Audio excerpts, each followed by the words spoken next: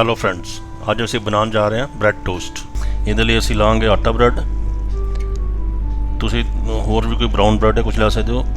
4 medium size ਆਲੂ ਅਸੀਂ mash ਕਰਕੇ ਰੱਖ ਲਏ। ਨਾਲ ਹੀ ਇੱਕ ਮੀਡੀਅਮ ਸਾਈਜ਼ ਪਿਆਜ਼ ਬਰੀਕ ਕੱਟ ਕੇ ਰੱਖ ਲਿਆ। 5-6 ਪੱਤੇ ਕਰੀ ਪੱਤੇ ਦੇ, ਟੇਸਟ ਅਨੁਸਾਰ ਹਰੀ ਮਿਰਚ ਤੇ 1 ਇੰਚ ਅਦਰਕ ਜਿਹਨੂੰ ਅਸੀਂ ਬਰੀਕ ਕੱਟ ਕੇ ਰੱਖ ਲਿਆ। ਨਾਲੇ ਅਸੀਂ ਰੱਖ ਲਿਆ ਨਮਕ 1 ਚਮਚ, ਧਨੀਆ ਪਾਊਡਰ 1 ਚਮਚ, ਜੀਰਾ ਪਾਊਡਰ ਰੋਸਟਡ 1 ਚਮਚ, ਲਾਲ ਮਿਰਚ ਟੇਸਟ ਦੇ ਅਕੋਰਡਿੰਗ ਤੇ ਹਲਦੀ ਅੱਧਾ ਟੀਸਪੂਨ ਤੇ ਨਾਲ ਅਮਚੂਰ। ਹੁਣ ਅਸੀਂ ਕੜਾਹੀ 'ਚ ਆਇਲ ਥੋੜ੍ਹਾ ਗਰਮ ਕਰ ਲੈਂਦੇ ਹਾਂ। ਇਹਦੇ 'ਚ ਅਸੀਂ ਪਾਵਾਂਗੇ ਪਹਿਲੇ ਜੀਰਾ। ਜਦੋਂ ਜੀਰਾ ਥੋੜ੍ਹਾ ਜਿਹਾ ਤੜਕਣ ਲੱਗ ਜਾਏ ਫਿਰ ਅਸੀਂ ਇਹਦੇ 'ਚ ਐਡ ਕਰਾਂਗੇ ਅਦਰਕ ਜਿਹੜਾ ਅਸੀਂ ਬਰੀਕ ਕੱਟ ਕੇ ਪਹਿਲੇ ਰੱਖਿਆ ਹੋਇਆ। ਥੋੜ੍ਹਾ ਜਿਹਾ ਇਹਨੂੰ ਹਿਲਾਉਣ ਤੋਂ ਬਾਅਦ ਹੁਣ ਅਸੀਂ ਇਹਦੇ 'ਚ ਐਡ ਕਰ ਦਿੰਦੇ ਹਾਂ ਹਰੀਆਂ ਮਿਰਚਾਂ। ਥੋੜ੍ਹਾ ਜਿਹਾ ਇਹਨਾਂ ਨੂੰ ਵੀ ਭੁੰਨ ਲਾਂਗੇ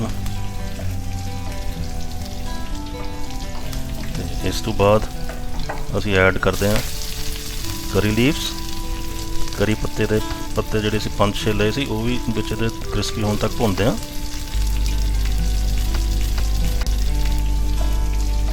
ਕਰੀ ਪੱਤਾ ਜਦੋਂ ਥੋੜ੍ਹਾ ਜਿਹਾ ਕ੍ਰਿਸਪੀ ਜਿਹਾ ਹੋ ਜਾਵੇ ਫਿਰ ਅਸੀਂ ਇਹਦੇ 'ਚ ਜਿਹੜਾ ਸਾਡੇ ਬਾਕੀ ਹੋਰ ਮਸਾਲੇ ਆ ਉਹ ਵੀ ਐਡ ਆਨ ਕਰਦੇ ਹਾਂ।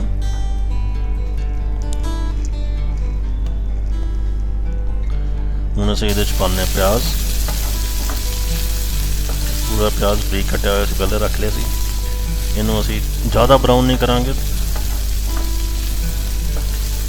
ਕਰ ਲੈਂਦੇ ਹਾਂ। ਥੋੜ੍ਹਾ ਜਿਹਾ ਇਹਨੂੰ ਹੋਰ ਹਿਲਾਉਂਦੇ ਹਾਂ ਤਾਂ ਕਿ ਇਹ थोड़ा सिक जाए, पक जाएगा तो कच्चापन दूर हो जाएगा।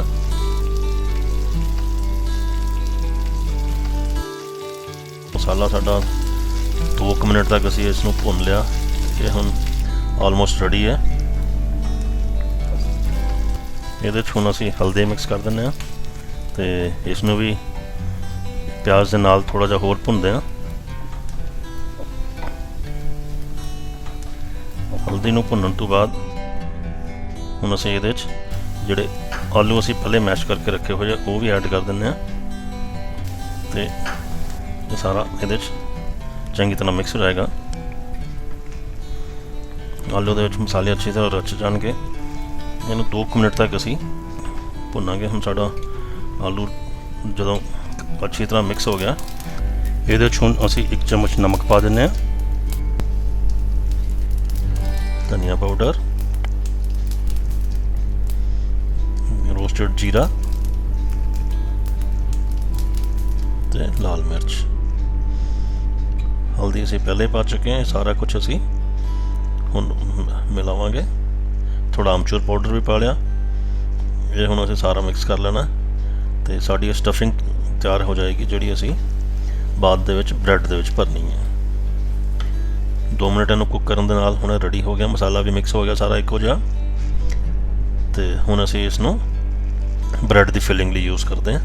ब्रैड के असी कुछ पीस कट के रख लिया। थोड़ा जहा ऑयल असी ब्रैड के एक साइड पर ऑयल लगावांगे जिहड़ी उहदी आउटर साइड है ताकि जो टोस्टर च रखांगे तो वो ब्राउन हो के बड़ा अच्छा उसका टैक्सचर आएगा, बड़ा अच्छा देखने लगे, क्रिस्पी भी बहुत हो जाएगी। असी 4 पीस अपने जोड़े हैं एक साइड पर ऑयल लगा के 4 ब्रैड के पीस असी आ रेडी कर ले। हम असी आलू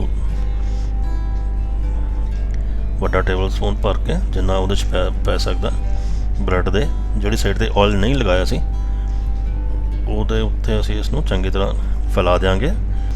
ਇਹਦੇ ਉੱਤੇ ਅਸੀਂ ਸੈਕੰਡ ਪੀਸ ਜਿਹੜਾ ਬ੍ਰੈਡ ਦਾ ਉਹ ਰੱਖ ਦਿੰਦੇ ਹਾਂ। ਇਸੇ ਤਰ੍ਹਾਂ ਅਸੀਂ ਸਟਫਿੰਗ ਕਰਕੇ ਬ੍ਰੈਡ ਦੇ ਬਾਕੀ ਪੀਸ ਵੀ ਰੈਡੀ ਕਰ ਲਾਂਗੇ। 2 ਪੇਅਰ ਹੁਣ ਰੈਡੀ ਹੋ ਗਏ। ਟੋਸਟਰ ਸਾਡਾ ਪਹਿਲੇ ਹੀ ਪ੍ਰੀਹੀਟ 'ਤੇ ਗਰਮ ਹੋ ਚੁੱਕਿਆ ਸੀ ਤੇ ਇਹਦੇ 'ਚ 2 ਪੀਸ ਜਿਹੜੇ ਅਸੀਂ ਜੋੜ ਕੇ ਰੱਖੇ ਆ ਦੋਨੋਂ ਅਸੀਂ ਇਹਦੇ 'ਤੇ ਰੱਖ ਕੇ ਇਸ ਨੂੰ ਟਾਈਟ ਕਰ ਦਿੰਦੇ ਹਾਂ।